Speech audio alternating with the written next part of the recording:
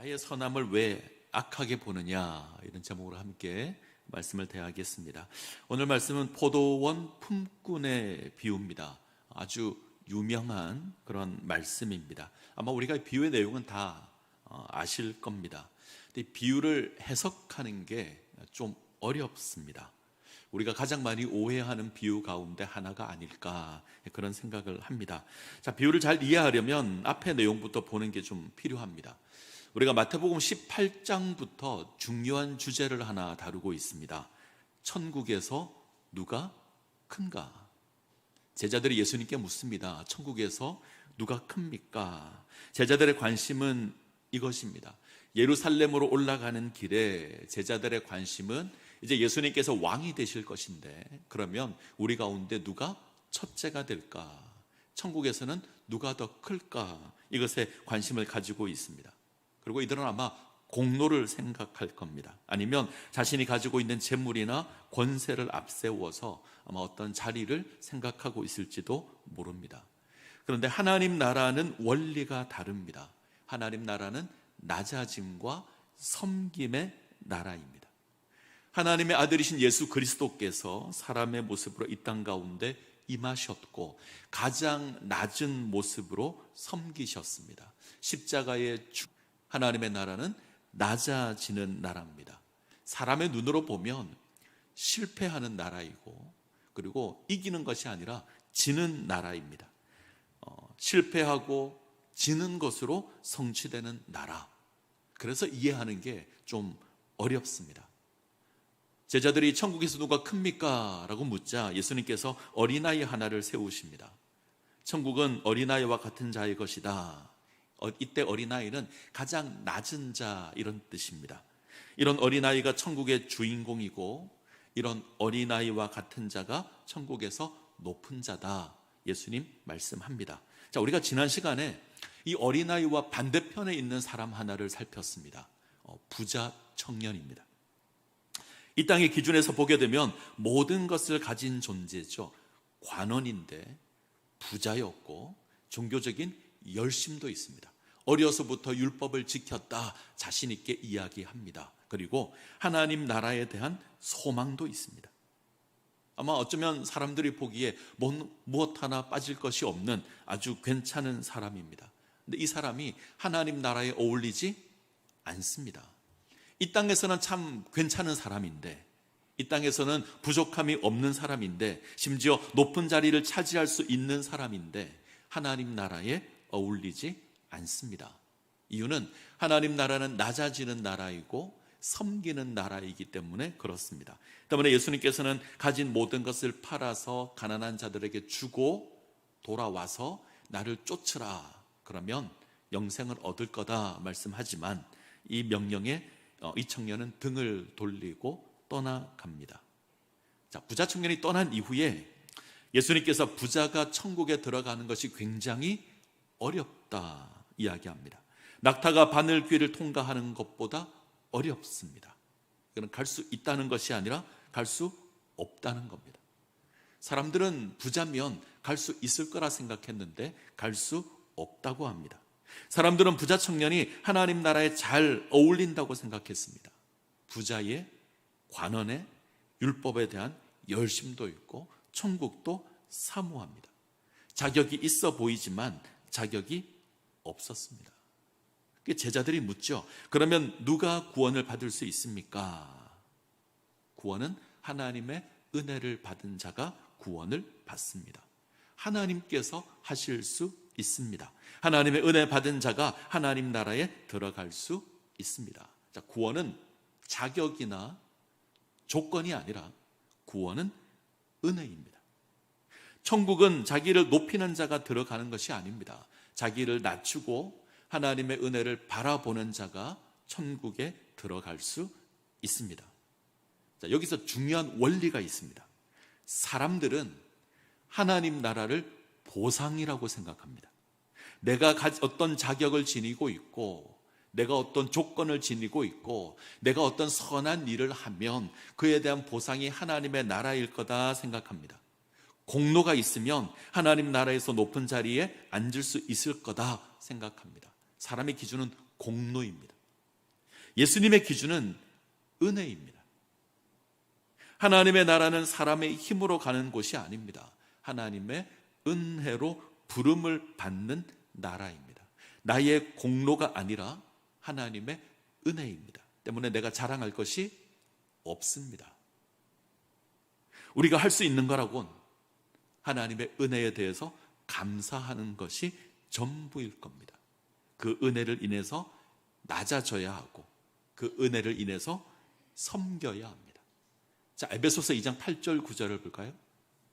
같이 읽습니다. 너희는 그 은혜에 의하여 믿음으로 말미암아 구원을 받았으니 이것은 너희에게서 난 것이 아니요 하나님의 선물이라. 행위에서 난 것이 아니니 이는 누구든지 자랑하지 못하게 함이라. 구원은 하나님의 선물입니다.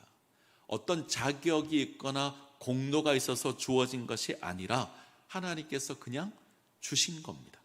때문에 우리가 자랑할 수 없습니다. 꼭 기억하셨으면 좋겠습니다.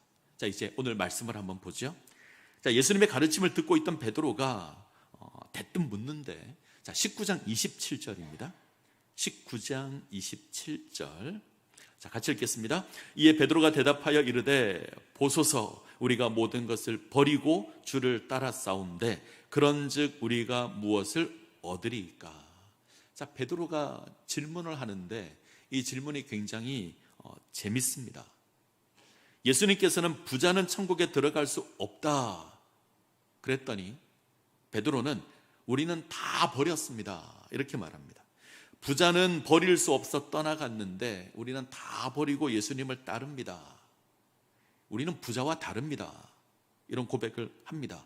근데 결론은 공로로 갑니다. 우리가 다 버렸으니 무엇을 얻습니까? 포기에 대한 보상을 이야기합니다. 예수님은 은혜 이야기하는데 베드로는 여전히 보상을 이야기합니다.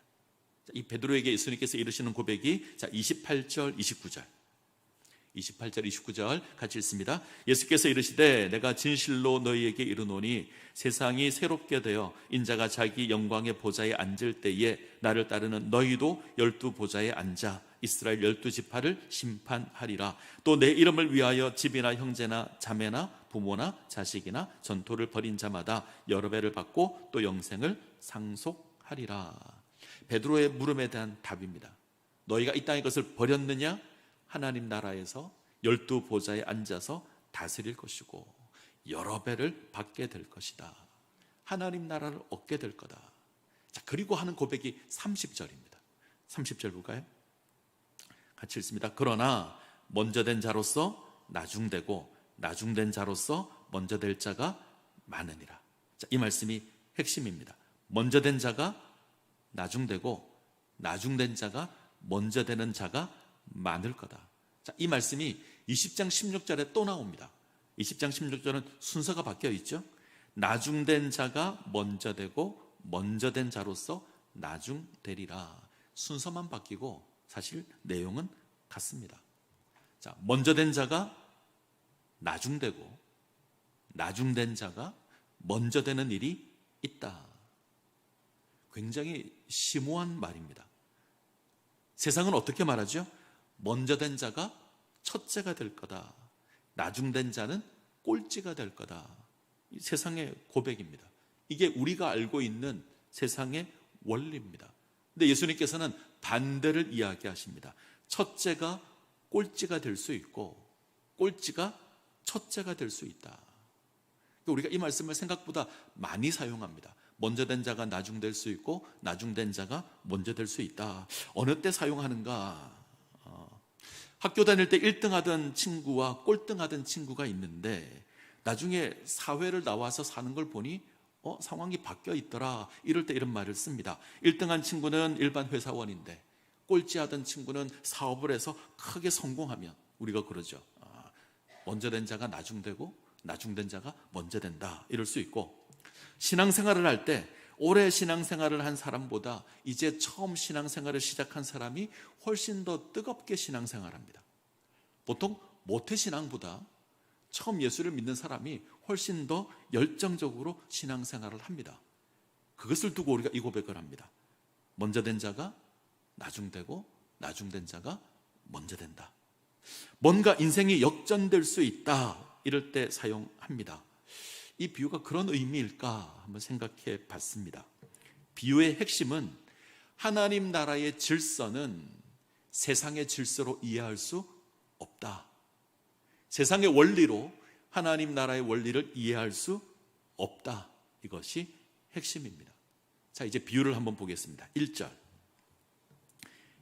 천국은 마치 품꾼을 얻어 포도원에 들어 보내려고 이른 아침에 나간 집 주인과 같으니, 자, 천국을 어디에 비유했냐면 품꾼을 얻어 포도원에 보내는 집 주인에 비유합니다. 자, 잊으시면 안 됩니다. 천국과 포도원 주인이 연결되어 있습니다. 포도원 주인이 포도원에서 일할 품꾼을 구합니다. 이른 아침 장터에 나가서 장터에 있는 사람들을 보고 계약을 맺습니다. 한 데나리온 계약을 맺죠. 이때 시각이 이른 아침이면 우리로 말하면 오전 6시, 새벽 6시 정도 될 겁니다. 자, 참고적으로 말씀드리면 성경에 나와 있는 시간법에 더하기 6을 하면 우리 시간입니다. 자, 포도원 주인은 다시 삼시경에, 우리로 말하면 오전 9시죠. 오전 9시에 다시 장터를 갑니다. 그랬더니 놀고 있는 사람들이 있습니다. 그래서 이들을 고용합니다. 주인은 이때 품꾼들에게 정당한 대가를 약속합니다. 자, 6시, 우리로 말하면 정오 12시에 또 장터를 갔더니 또 사람들이 있기에 고용하고, 오후 3시에도 장터에 갔더니 사람들이 있습니다. 이때도 고용합니다. 아마 정당한 품삯을 약속했을 겁니다. 자, 그리고 11시면 우리로 말하면 오후 5시입니다. 오후 5시에 다시 장터를 갑니다. 일과를 마치기 1시간 전입니다. 그런데 여전히 놀고 있는 사람들이 있습니다. 이에 다시 이들을 고용했습니다. 자, 이때는 품삯에 대한 이야기가 나오지 않는데 아마 이 사람들은 삭슬 흥정할 만한 입장은 노동자 한 사람이 하루를 일했을 때 받는 품삯입니다. 자, 맨 마지막에 온 사람, 1시간 일한 사람, 이 1시간 일한 사람에게 한 데나리온을 줬습니다. 2026년 금년 최저 시급이 1,320원입니다. 내년에는 1,700원이 될 것 같은데, 근데 이 사람은 1시간만 일했으니, 그죠? 1,320원만 받아도 됩니다. 그런데 하루 일당을 다 받습니다. 자, 이 모습을 다른 일꾼들이 봅니다. 그럼 마음속으로 어떤 마음을 지니죠? 계산기를 두들기죠. 1시간 일했는데 하루 품삯이면, 자, 3시간 일한 사람은 마음속으로 3데나리온을 생각했을 수 있습니다. 6시간 일한 사람은 6데나리온을 생각할 겁니다. 아무리 양보해도 적어도 한 데나리온보다는 많을 거다, 이렇게 생각했을 겁니다. 모든 사람이 그렇게 기대했을 겁니다. 그런데 모든 사람에게 한 데나리온씩 주어집니다. 더 받을 거라 생각했는데 한 데나리온만 주어졌습니다. 자, 그러자 원망이 나오죠. 불평이 나옵니다. 자, 12절 같이 읽습니다. 나중에 온 이 사람들은 1시간만 일하였거늘 저희를 종일 수고와 더위를 견딘 우리와 같게 하였나이다. 이 고백은 누가 했을까요? 가장 먼저 온 사람, 그죠? 아침 일찍 부름을 받아 하루 종일 일한 사람. 자, 이 사람들은 오전 6시부터 일을 했습니다. 그러면 12시간을 일을 한 겁니다. 그런데 1시간 일한 사람과 같은 취급을 당합니다. 정당하지 못하다고 생각합니다. 이해가 되지 않습니까? 아마 우리는 충분히 이해가 될 겁니다. 어떻게 12시간 일한 것과 1시간 일한 것을 같이 대우할 수 있느냐 이야기할 겁니다. 자, 그런데 주인은 나름대로 이유가 있습니다. 새벽에 온 사람과 한 데나리온의 계약을 했습니다. 네가 오늘 열심히 일하면 내가 하루 품삯 주겠다. 약속한 한 데나리온을 준 겁니다. 주인의 입장에서는 약속을 지킨 겁니다. 자, 이후에 들어온 사람 역시 정당한 대가를 약속했는데 역시 한 데나리온이면 충분합니다. 주인은 자기 것을 자기 뜻대로 쓴 것이고 원망 들을 이유가 없다고 말합니다. 자, 이 비유가 마음에 드십니까? 이해가 되십니까? 비유는 굉장히 충격적입니다.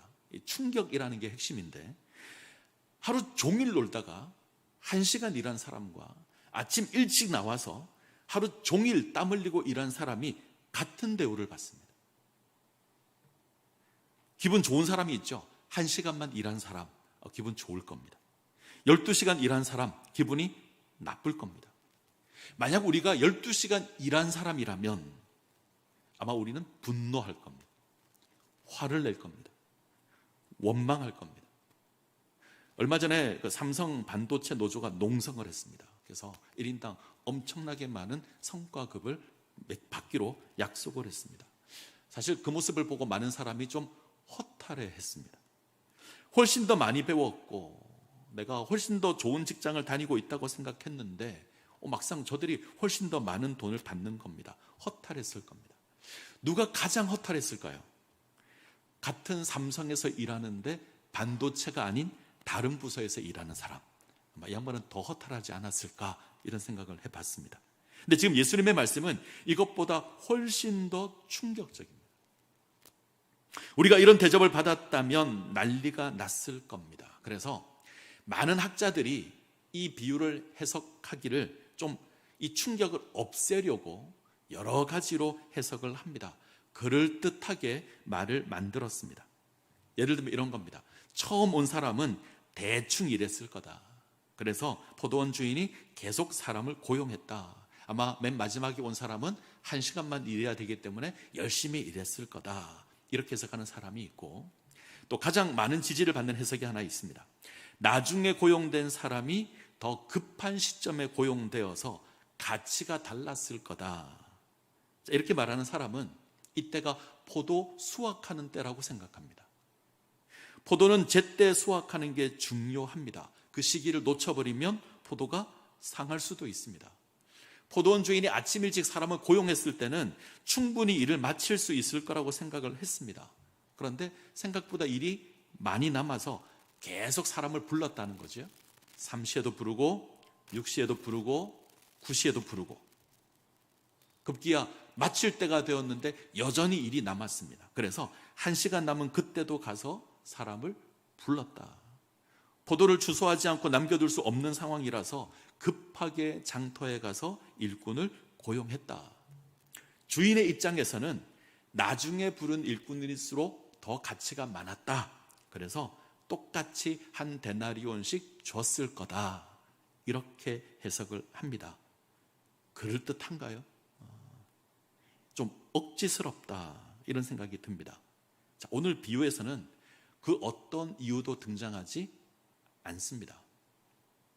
자, 우리는 보상이라는 생각을 가지고 이 비유를 해석하려고 하기 때문에 이해가 안 되는 겁니다. 자, 이 비유에서 천국은 누구와 연결되냐면 포도원 주인, 집 주인입니다. 이 주인이 어떻게 행동하고 있는가, 좀 더 바꾸면 하나님께서는 어떻게 행동하시는가. 하나님은 보상이라는 관점에서 행동 안 하십니다. 하나님은 은혜라는 입장에서 행동합니다. 자, 이것이 중요합니다. 자, 이 시대는 오늘과는 다릅니다. 이때는 일을 하고 싶어도 일할 수 없는 때입니다. 하루하루를 살아가는 것이 너무나 힘든 불경기 때입니다. 일을 하고 싶어 하는 사람이 너무 많고, 그런데 일은 없어서 대부분의 사람들이 일하지 못하고 놀았습니다. 이때 누군가 자기를 고용하면 그 자체로 감사한 일입니다. 고용해주면 그 돈으로 오늘 하루 먹을 걸 구할 수 있었습니다. 그런 때입니다. 자, 우리는 포도원에 일이 많아서 주인이 일꾼을 필요로 했을 거다 생각합니다.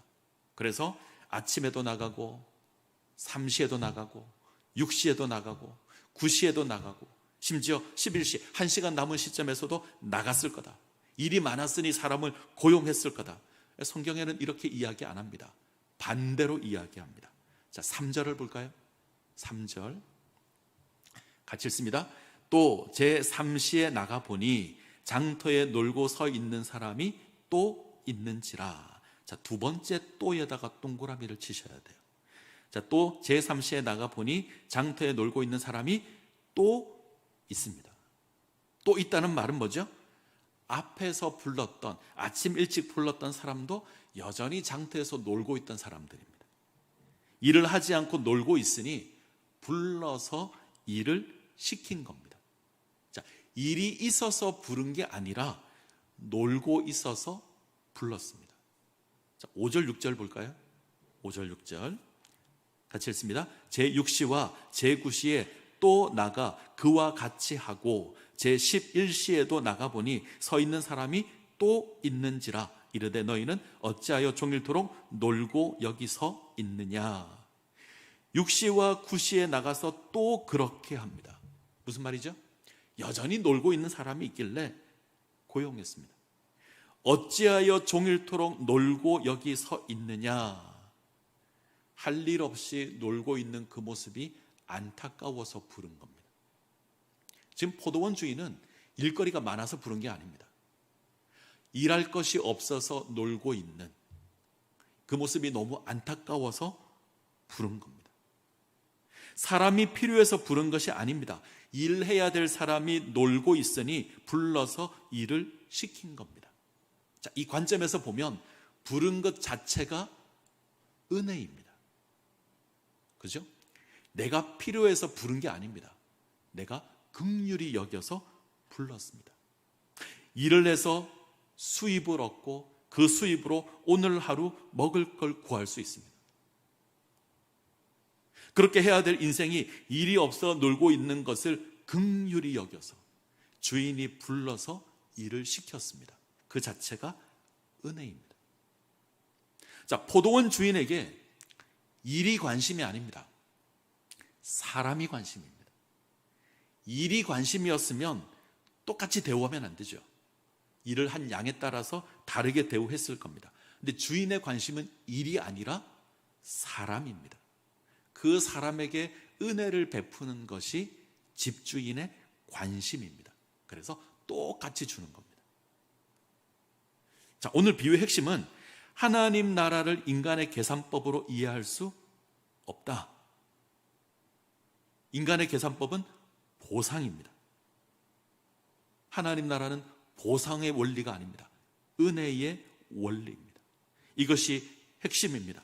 포도원 주인이 보이고 있는 이 괴팍함, 이 은혜, 이것이 오늘 우리가 이해해야 됩니다. 그리고 이 은혜가 먼저 된 자가 나중될 수 있고 나중된 자가 먼저 될 수 있습니다. 땅에서는 먼저 된 자가 대우를 받습니다. 하루 종일 일한 사람과 1시간만 일한 사람이 같은 대우를 받을 수 없습니다. 많이 일한 사람이, 많이 헌신한 사람이 많은 대우를 받을 겁니다. 하나님 나라는 아닙니다. 누가 하나님의 나라를 위해서 더 많이 노력하고 헌신했느냐, 누가 하나님 나라에 먼저 들어왔느냐 중요하지 않습니다. 우리는 중요하다고 생각을 하죠. 내가 먼저 하나님 나라에 들어왔다. 내가 훨씬 더 많이 수고했다. 내가 목사로 수고했고, 내가 장로로 수고했고, 내가 권사로 수고했다. 이건 하나님 나라에 어울리지 않습니다. 예수님께서 이렇게 말씀하십니다. 먼저 된 자가 나중될 수 있다. 나중된 자가 먼저 될 수 있다. 우리가 먼저 들어온 것을 주장하고 훨씬 더 많이 수고한 것을 이야기하고 어떤 직분을 이야기한다면 우리는 어쩌면 맨 끝자리에 가 있을 수 있다는 겁니다. 왜? 그 나라가 은혜의 나라이어서. 자, 은혜의 기준에서 보면 12시간 일을 했든 1시간 일을 했든 아무 상관없습니다. 주인의 입장에서 은혜를 베풀면 그만입니다. 자기 은혜로 모든 것을 덮어버리면 끝입니다.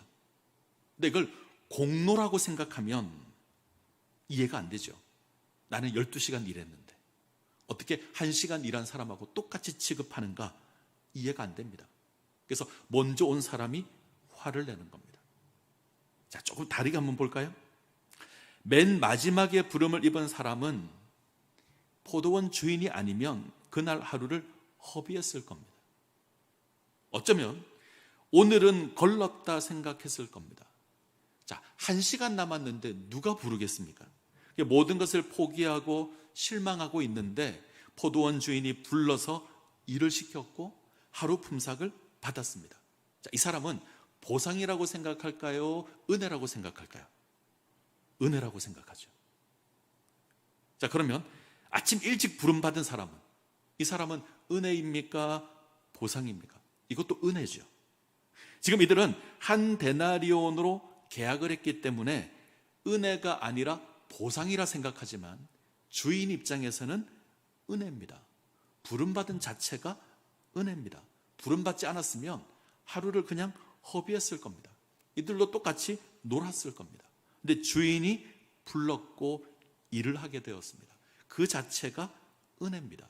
그런데 먼저 온 사람은 은혜라고 생각을 안 합니다. 보상이라고 생각합니다. 그 순간 은혜가 사라집니다. 보상이라고 생각하는 그 순간 은혜가 사라집니다. 나는 받을 만한 자격이 있다. 나는 하루 종일 수고했으니 충분한 자격이 있다. 이렇게 생각하는 그 순간 부름받은 은혜는 없습니다. 자, 은혜라고 생각하면 감사하게 되고요. 보상이라고 생각하면 불평하게 됩니다. 감사가 원망이 됩니다. 은혜의 나라에서 가장 감사하는 존재는 누구일까? 이 비유를 기준하면 1시간 일한 사람이에요. 감사를 분만으로 바꾼 사람은 가장 먼저 온 사람입니다. 때문에 먼저 된 자가 나중되고요, 나중된 자가 먼저 되는 겁니다. 은혜의 나라이어서 그렇습니다. 자, 19장 27절 다시 한번 볼까요? 마태복음 19장 27절. 이에 베드로가 대답하여 이르되 보소서, 우리가 모든 것을 버리고 주를 따라 싸움되 그런즉 우리가 무엇을 얻으리까? 우리가 모든 것 버리고 당신 따랐습니다. 우리가 뭘 받을 수 있습니까? 이거 보상을 기대하는 겁니다. 우리가 아침 일찍 나와서 당신을 위해서 열심히 일했습니다. 우리가 무엇을 받을 수 있습니까? 가장 먼저 나온 자와 같은 고백을 하는 겁니다. 포도원은 은혜의 나라입니다. 포도원으로 부름을 입으면 모든 사람이 은혜를 입습니다. 한 사람도 예외 없이 은혜를 입습니다. 하나님께서 주시는 놀라운 은혜입니다. 예수 그리스도의 십자가의 은혜는 누구에게나 임하는 겁니다. 차별이 없습니다. 유대인이나 헬라인이나 남자나 여자나 종이나 자유자나 같습니다. 그런데 이들은 뭔가 다른 대우를 받고 싶어 합니다. 그래도 우리가 먼저 오지 않았습니까? 그래도 우리가 훨씬 더 많이 수고하지 않았습니까? 이에 대한 주인의 답이 있습니다. 20장 15절. 20장 15절 같이 읽습니다. 내 것을 가지고 내 뜻대로 할 것이 아니냐? 내가 선함으로 네가 악하게 보느냐? 내가 선한데 네가 악하게 보느냐? 문자적으로 해석하면 나의 선함이 너에게 걸림돌이 되느냐? 땅의 계산기로 두들겨 보면 하나님이 악하게 볼 수 있다는 겁니다. 보상이라는 관점에서 보면 뭔가 하나님에게 문제가 있어 보인다는 겁니다. 불공평한 하나님. 하나님은 은혜를 베푸셨는데 인간의 계산기를 두들겨 보니 뭔가 악하게 보인다는 겁니다. 잘 보셔야 합니다.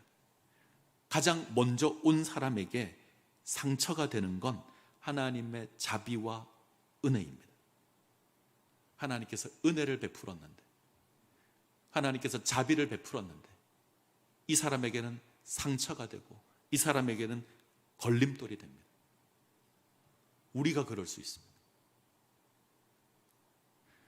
뭔가 우리는 자격을 이야기하고 뭔가 보상을 이야기하고 뭔가 대접받기를 생각하면 하나님의 은혜가 사라집니다. 그때부터 불평이 되고 원망이 되고 하나님이 걸림돌이 되는 겁니다. 이러면 누군가 이럴 겁니다. 그러면 목사님, 우리가 1시간만 일한 사람이었으면 좋겠습니다. 이런 거죠. 세상에 즐겁게 놀다가, 세상에서 즐겁게 재밌게 놀다가 딱 죽기 직전에 숨 넘어가기 직전에 예수 믿어서 구원받았으면 좋겠습니다. 어차피 같은 구원 아닙니까? 이런 왼수가 꼭 있는데, 먼저 부름을 입어서 은혜를 누리는 게 훨씬 더 좋은 겁니다. 구원은 죄에서 벗어나서 하나님의 생명을 누리는 겁니다. 먼저 구원받아서 내가 의의 삶을 살아갈 수 있다면, 내가 하나님의 생명을 누릴 수 있다면, 죄에서 벗어나서 하나님의 은혜 가운데 거할 수 있다면 그것이 훨씬 더 귀한 겁니다. 그죠? 세상에서 재밌게 놀다가 죽기 직전에 예수 믿는 게 좋은 게 아니고 일찍 부름을 받아서 하나님의 은혜 가운데 거하는 게 훨씬 더 좋은 겁니다. 이게 적절한 예가 될지 모르겠습니다. 큰 불이 났습니다. 화재가 났습니다. 소방관이 와서 입구에 있는 사람을 먼저 구출했습니다. 그리고 집이 무너지기 직전에 마지막으로 사람을 겨우 구원했습니다. 어떤 게 더 좋은 거죠? 먼저 구원받은 게 훨씬 더 좋은 거잖아요. 마지막에 겨우 구원받은 것 좋은 거 아닙니다. 먼저 하나님 나라로 부름을 입은 게 훨씬 더 귀한 겁니다. 하나님의 은혜가 세상 즐거움보다 훨씬 더 좋습니다. 세상 즐거움보다 예수가 훨씬 더 귀합니다. 제자들은 소위 먼저 온 자들입니다. 먼저 은혜의 포도원에 들어와 있는 겁니다. 은혜의 포도원에 있기 때문에 그들의 삶은 은혜이어야 하고 그것으로 기뻐하고 그것으로 감사해야 합니다. 이것이 옳은 겁니다. 그런데 먼저 들어와 있는데 여전히 세상의 원리를 가지고 와서, 보상의 원리를 가지고 와서 그것으로 계산기를 두들기면 그는 은혜를 누리지 못하는 것이 됩니다. 먼저 왔기에 대접받아야 한다, 더 많이 수고했기에 특권을 누려야 한다, 이건 하나님 나라를 오해한 겁니다. 하나님 나라는 보상의 나라가 아니라 하나님 나라는 은혜의 나라입니다. 은혜 받으셨습니까? 은혜의 나라에 들어와 계십니까? 그럼 그의 합당한 삶을 살아가셔야 합니다. 그 삶은 섬김입니다. 애석하게도 제자들은 이게 잘 안 됐습니다. 예수님의 비유를 마칩니다. 그리고 다시 순한 예고를 하십니다. 내가 예루살렘에 올라가서 사람에게 넘겨지게 될 것이고 내가 십자가에서 고난당하고 죽임을 당할 거다 이야기하십니다. 예루살렘에서 고난당하는 것으로 죽는 것으로 하나님의 뜻을 이룰 거다. 근데 제자들 못 알아듣습니다. 20절 이후를 가시면 이들은 아주 노골적으로 예수께 나아가서 한 자리 요구합니다. 야고보와 요한입니다. 베드로와 함께 가장 먼저 예수님을 쫓았던 제자 야고보, 요한, 이들은 하나님 나라가 임했을 때 한 자리 누리기를 원합니다. 그래서 엄마까지 동원합니다. 치맛바람까지 일으키고 하나는 왼편에 하나는 오른편에, 하나는 오른편에 하나는 왼편에 앉혀주십시오. 제자들은 여전히 보상을 이야기하고 있습니다. 자, 마태복음 20장 26절에서 27절 볼까요? 26절 27절 같이 읽습니다. 너희 중에는 그렇지 않아야 하나니 너희 중에 누구든지 크고자 하는 자는 너희를 섬기는 자가 되고 너희 중에 누구든지 으뜸이 되고자 하는 자는 너희의 종이 되어야 하리라. 예수님의 가르침을 기억하시길 바랍니다. 섬기는 자가 되고 다른 사람의 종이 되어야 합니다. 하나님 나라에서 높아지기를 원한다면 철저히 낮아지셔야 합니다. 하나님 나라의 권세는 다른 사람을 섬기는 겁니다. 먼저 된 자가 누리는 권세는 다스리는 권세가 아니라 섬기는 권세입니다. 으뜸이 되고자 한다면 종이 되어야 합니다. 그 나라는 보상의 나라가 아니라 은혜의 나라이고 섬김의 나라이어서 그렇습니다. 오늘날 우리의 모습을 보면 안타까울 때가 많습니다. 세상이 악해졌고 이기적인 모습이 너무나 많습니다. 사람이 저렇게 이기적일 수 있을까 이럴 때가 많습니다. 섬김의 기독교가 손가락질 당하기 시작한 것이 오래되었습니다. 왜 손가락질 당할까? 섬김 받기보다, 섬기는 것보다 섬김 받기를 원해서 그렇습니다. 대접 받기를 원해서 그렇습니다. 교회 내에서도 그렇습니다. 내가 먼저 되었다, 내가 더 많이 수고했다, 우리는 이렇게 외치며 대접받기를 원합니다. 대접받지 못하면 화를 내고 무슨 일이 있어도 손해보기는 싫어하고 우리는 계산기를 두들깁니다. 은혜의 나라에 들어왔는데, 교회라고 하는 은혜의 공동체에 우리가 속해 있는데 우리는 그 어디보다 보상을 따집니다. 그 어디보다 계산기를 두들깁니다. 그러면 우리가 받은 그 은혜는 다 사라지게 될 것이고요, 불평과 원망이 넘쳐나게 될 겁니다. 천재로 불리던 한 소년이 있었습니다. 그의 인생은 언제나 오르막길이었습니다. 그는 주변의 기대대로 하버드 대학의 교수가 되었습니다. 그가 집필한 30여 권의 책은 모두 다 베스트셀러가 되었습니다. 그의 인생은 성공과 성취로 가득했습니다. 그런데 이 사람이 어느 날 갑자기 폭탄 선언을 합니다. 나 이제 교수 안 해. 교수직을 포기하고요, 정박아 시설에 들어가서 장애인들을 섬기는 삶을 삽니다. 그래서 사람들이 그에게 물었습니다. 그 많은 명예와 보수를 왜 버리려 하는가? 차라리 여전히 대학에 남아서 후학을 양성하라. 그러자 이 사람이 이렇게 대답합니다. 오르막길 인생은 성공과 칭찬에 가려져서 예수가 보이지 않더라. 난 이제 낮은 곳에서 예수를 만날 거야. 그는 인생 말년에 매사추세츠 정박아 시설에 장애인들을 위해서 그들의 용병과 식사와 목욕을 돌보는 구질구질한 일을 하면서 시간을 보내었고 하나님 나라로 부름을 받았습니다. 이 사람의 이름이 헨리 나우엔입니다. 인생의 오르막길에서 예수가 보이지 않았다. 왜 그럴까 고민을 해봤습니다. 왜 인생의 오르막길에서 예수님이 보이지 않았을까? 예수님 그곳에 계시지 않습니다. 예수님은 높은 곳에 계시지 않고요, 낮은 곳에 계십니다. 예수님 섬김의 자리에 계십니다. 우리가 예수를 만나려면 낮아지는 자리로 가야 합니다. 그러면 예수님을 만날 수 있을 겁니다. 말씀을 맺겠습니다. 먼저 부름을 받은 것이 우리의 자랑이 되면 안 됩니다. 먼저 부름을 받은 것이 감사의 제목이 되어야 합니다. 포도원에서 하루 종일 일했다, 하루 종일 수고했다, 이렇게 생각하지 마시고 내가 은혜를 먼저 맛을 봤다, 이렇게 생각하셔야 합니다. 공로를 주장하면 은혜를 잃을 겁니다. 은혜를 기억하면 감사하게 될 겁니다. 어리석은 계산으로 은혜를 흘리지 않으셔야 합니다. 나를 위해서 베푸신 하나님의 은혜를 기억하십시오. 하나님께서 하늘 보좌 버리시고 낮은 이 땅에 오셔서 십자가를 지시고 섬기셨습니다. 그 섬김으로 우리가 부름받았습니다. 그러면 우리는 그 섬김을 따라서 살아야 합니다. 그 은혜를 기억하십시오. 보상이 아닙니다. 은혜입니다. 은혜 자리 가운데 세워지시고 이것으로 다른 사람을 섬기는 주의 몸된 교회를 세우시는 주의 백성들이 되시기를 간절히 소원합니다.